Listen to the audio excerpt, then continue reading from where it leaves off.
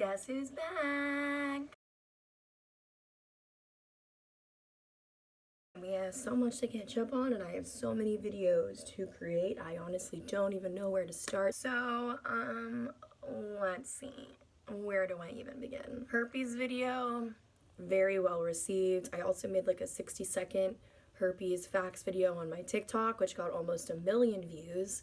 Y'all, TikTok is where it's at. It's really great. I really recommend everyone get it. I think it's gonna like take over the world in the next year. I have like 42,000 followers. I don't even understand how it's so easy for videos and shit to go viral and blow up on TikTok, but it's so difficult to do so on YouTube and Instagram and stuff. Maybe because TikTok is still a smaller app, but it's like a huge fucking app. I just think it's more mainstream globally than it is in America right now, but I'm just waiting for that TikTok stock to go public, baby, because I will be investing. So if you have a TikTok, follow me on there at lifeofbright_, the same at as my comedy Instagram page. I post a lot of my TikToks on that, so be sure to follow me on all my new social media because yeah, old Instagram, old Snapchat, everything got hacked, deleted, whatever, back in September. It was devastating. Yeah, never got it back. Instagram's customer service literally sucks ass. It basically doesn't exist. Like, they don't want to help people. They don't give a fuck. It's literal trash. I don't understand how, like, the world's biggest app can be run this way. It's super unprofessional, and people are losing accounts every single day. And because I'm not, like, a famous person, it's, like, impossible for me to get my account back. So RIP those 12,000 followers that I worked on gaining over a decade of my life, but who cares, right? I have a new Instagram now. It's at Real Brighton Victoria, and I really think that if I hadn't lost that Instagram, I wouldn't have completely rebranded, and I'm kind of like moving away from like the sexy thing and moving towards just like all comedy. I really like helping y'all and giving advice and motivational quotes and all that stuff, and like that stuff is still gonna be part of my shtick, like inevitably, because as I tell stories in my life and give y'all advice based on those stories, like inevitably I'm going to be giving advice, helping people. I haven't really been pushing the whole like advice thing.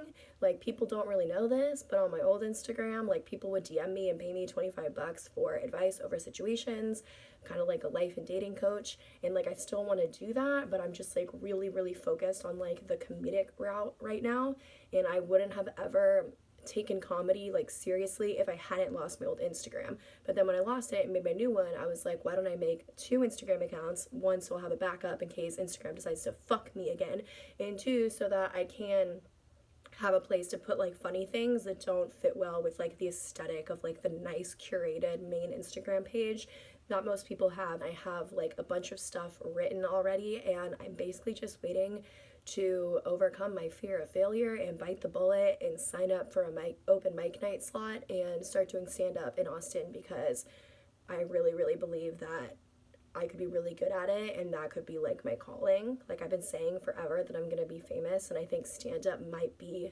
the way that that actually comes to fruition. And then I think everything else, like Instagram, YouTube, and all that jazz, will just grow as a side effect of the stand-up comedy. So go follow me on my new shit.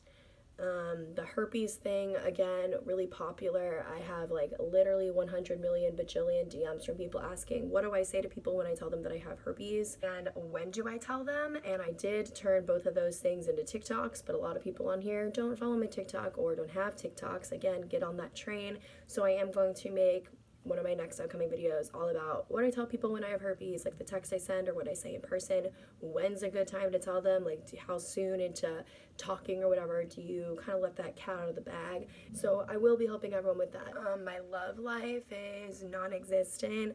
To speak on this though, so I've been like really single for like a year. Like last St. Patrick's Day, which was almost like a year ago, around that time is when me and 35-year-old guy like officially called things off.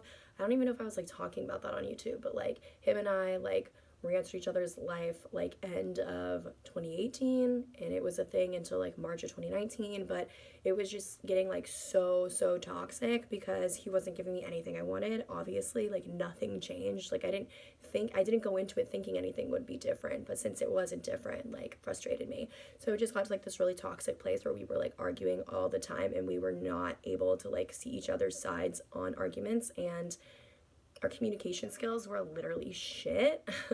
And if that's any indication of how him and I would even be in a real relationship, like him and I wouldn't even be compatible relationship wise. But it's hard when you've had this person in your life for like a really long time who you fell in love with and blah blah blah whatever. So he's been like dead and gone for the past year. There were like 3 times over the past like 6 months that him and I saw each other, hung out, hooked up, whatever. Like we're never gonna hang out and not hook up, but it wasn't like opening the door to anything again. It was just like for the comfort, I guess, of like seeing that person that you like have this connection with, whatever. So for the past like year, I've been like pretty anti-dating. Like I was completely off dating apps, whatever, all the way up until just like November, I'd say.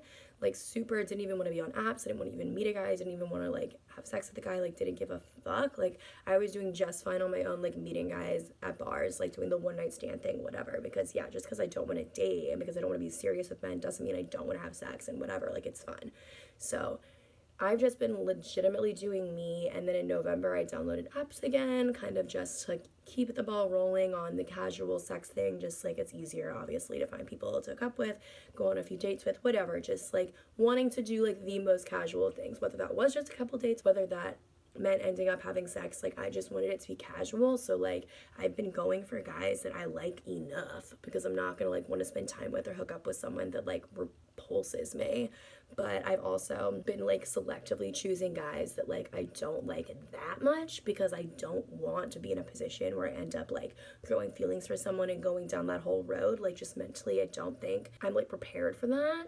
And I think because of that mindset, I have put a lot of walls up in regards to what I'm supposed to do when I do find men that I do like. I've noticed that I've been extremely self-sabotaging over the past like 6 months.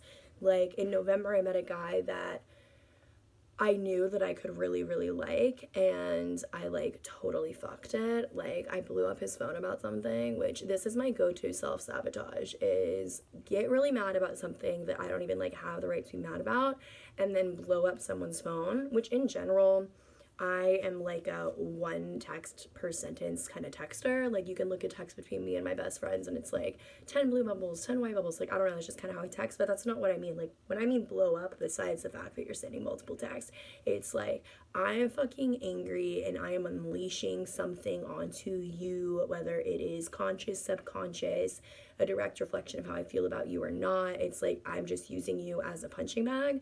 So yeah, did that in November, fucked it, which honestly was for the best, because I know a lot more about that guy now. A lot more has happened since that, and just like you times a million, would never date this guy, would never like this guy. Like I don't even know why I even liked him for like a week. But just this past Sunday, it is now Thursday, I met a guy at a bar, and he was like a guy that I'd seen out and I thought was so cute, and then I saw him again and was like, oh my god, like here he is again, like you have to shoot your shot.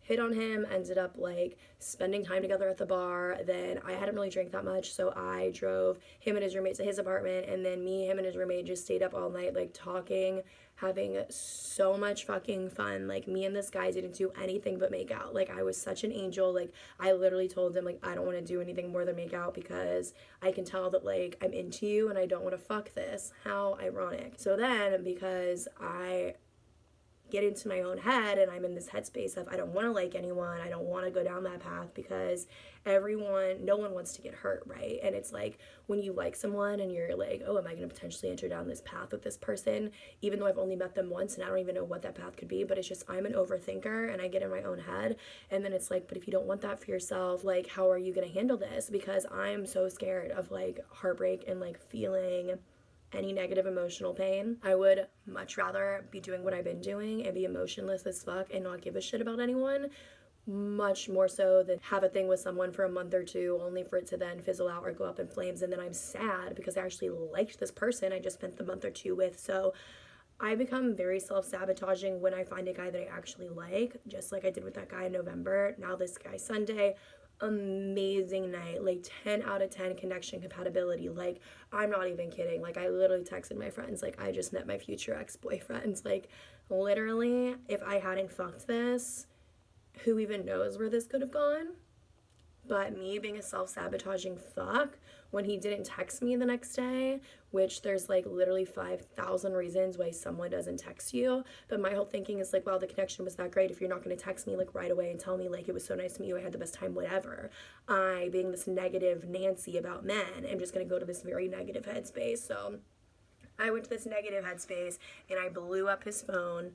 Not just like, oh, I sent too many texts, like, oh yeah, I sent too many texts, but I was like angry. It's like I unleashed on him every negative emotion that I have built up inside me towards men, just like on this poor fucking guy, just like accusing him of ghosting me and just like, why do guys do this? Why are men such actors? Like, how can you like not talk to me after that connection we just had? Just like literally letting out like years worth of anger on this poor guy, also self-sabotaging because in my subconscious I know if I fuck this before he fucks it, I get out alive. I get out before I even had the opportunity to have my feelings hurt, get heartbroken, whatever. So very self-sabotaging, and in most cases like I don't give a fuck. Like if this had been any other guy, I would be like disappointed in myself and how I went about that, because that's clearly not a mature or healthy way to handle your negative feelings or your fear of growing real feelings for someone. But as someone who doesn't give a fuck, usually it's like, oh well, wipe my hand clean, did that, like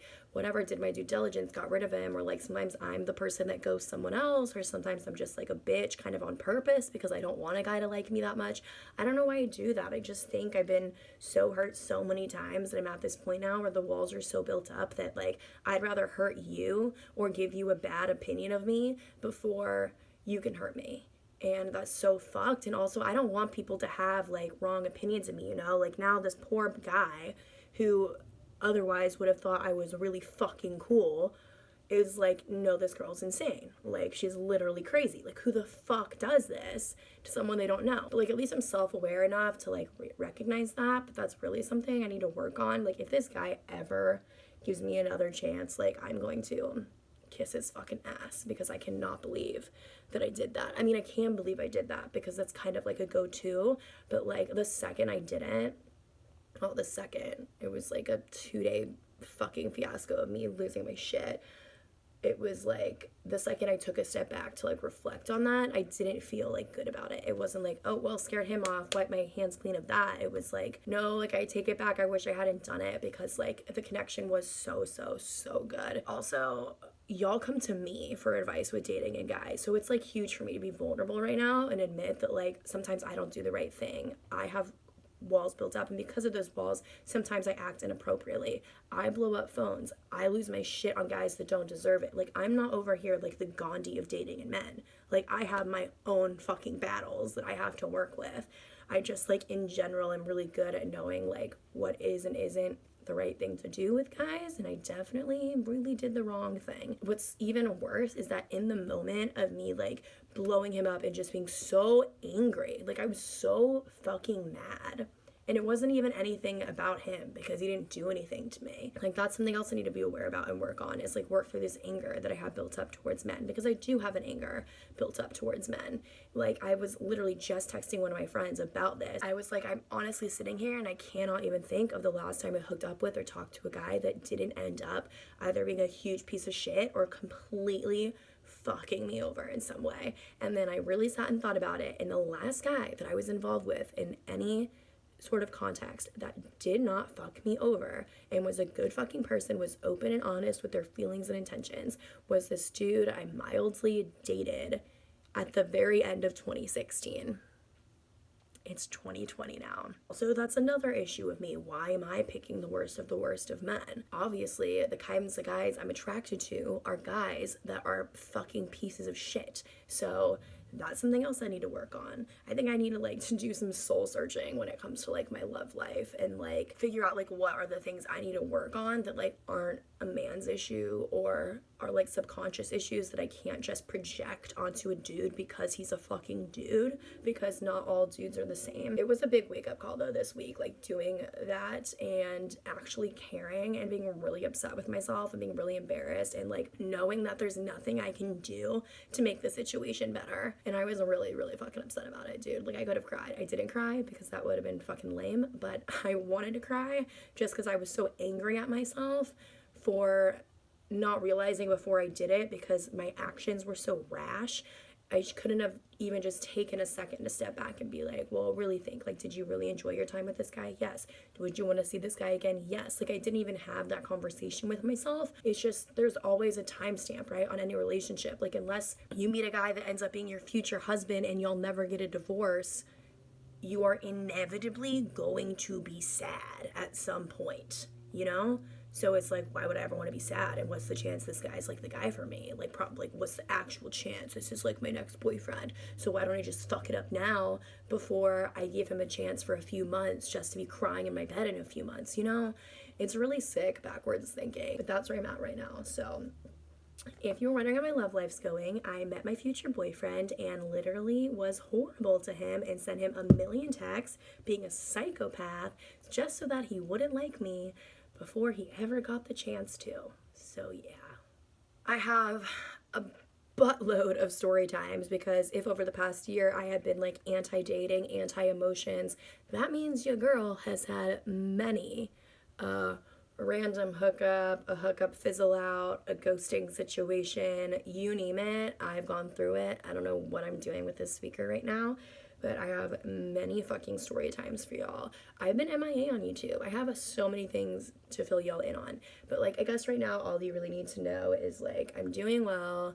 I am working, but no one ever thought they'd see the day. 2019 was a really, really, really bad year for me for a lot of reasons, and I might make a video just reflecting on my 2019 because it'll help a lot of people. I got way, way, way too aggressively into the party scene, which of course had its perks because I met so many people in the Austin community, and I have networking connections and friendships now out the ass as someone who always was like, I only need one friend, and now I have like so many friends, I like don't even know how to keep up with all of them. So there were a lot of really good things that did come out of 2019. Like, life is a yin and a yang, right?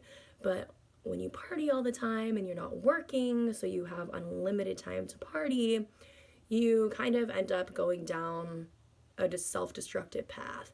And I think I'll make a video talking about that because I think it'll be really relatable to a lot of people. I was doing way too much drugs and alcohol, to put it lightly. So alas, what's a bitch to do? I love you guys. Please follow my new social media. Please follow my TikTok. Download a TikTok if you don't have one. You will like it. You will get sucked into its vortex and spend hours and hours and hours on it. Thank you. I love you all. Good day.